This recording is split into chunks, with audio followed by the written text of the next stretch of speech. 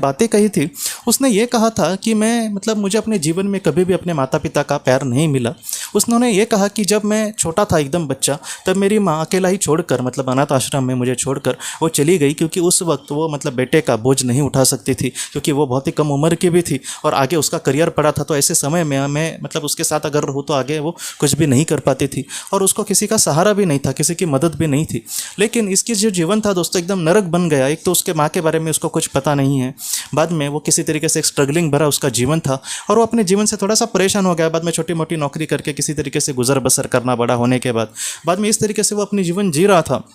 तब उन्होंने मतलब डॉक्टर माइकल न्यूटन जी से कहा कि वो मेरे लाइफ में आखिर ऐसे पल आए, मुझे इसका जवाब चाहिए। तो डॉक्टर माइकल न्यूटन जी ने जब उस पर मतलब पास्ट लाइफ रिग्रेशन किया, तब उस इंसान ने दोस्तों 300-400 साल पहले का एक जीवन देखा और उस जीवन में एक जो कबीला होता है दोस्तों, उसमें कोई मुखिया होता है, मतलब वो एकदम राजा नहीं कह सकते, लेकिन उस कबीले का जो मुखिया होता है वैसे उसने अपने आप को देखा। और उस जीवन में इस जीवन में उसकी जो माँ उसको बचपन में छोड़ के चली गई थी, उसने यही देखा, उस मतलब महिला को वो देख भी पा रहा है, उसकी आत्मा को भी वो महसूस कर पा रहा है। तब उसने ये कहा कि वो जो महिला थी वही उसकी उस जीवन में भी माँ थी, लेकिन ये तो उस बड़ा था, मतलब तकरीबन ये 40-45 साल का था, तो उसकी माँ भी एकदम बूढ़ी हो गई थी उस वक्त। और ऐसे समय में दोस्तों महत्वपूर्ण बात यह है कि वहाँ पर उस कबीले का ये मुखिया था और एकदम उस कबीले का तो ये राजा, मतलब राजा जैसे हो गया, ये जो बोलेगा वैसे ही करेंगे। तो ऐसे समय में दोस्तों वहाँ पर भूखमरी जैसे अवस्था आई थी उनके मतलब उस भाग में, उस प्रदेश में।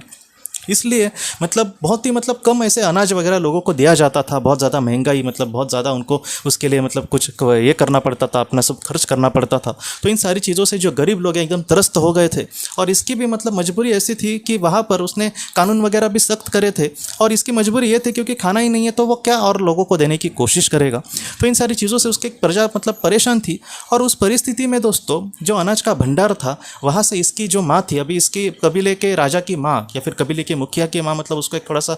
महत्व होगा या फिर उसको भी उस तरीके से रुतबा होता था। तो उसके कबीले के माँ ने मतलब इसकी माँ ने दोस्तों उसने क्या किया था कि वो जो अनाज का भंडार था वहाँ से कुछ मतलब अनाज चुरा कर गरीबों में बांट दिया था। तो ये काम तो उसने अच्छा ही किया था, लेकिन दोस्तों इसके लिहाज से या फिर समाज के लिहाज से उसने कहीं ना कहीं अपराध किया था, ऐसे इसका कहना है। और उसके बाद वो ये कहता है कि उसको मेरे सामने पकड़ कर लाया गया था, अब मेरे सामने मुझे समझ नहीं आ रहा कि मैं इसको क्या सज़ा दूँ। लेकिन दोस्तों वो इतना एकदम अच्छा भी इंसान नहीं था, उसको मतलब कहीं ना कहीं मेरा एक दबदबा इस समाज पर होना चाहिए। मैं अगर इसको मांस छोड़ के माफ़ करूंगा तो हो सकता है कि कल कोई दूसरा भी ऐसे काम करे।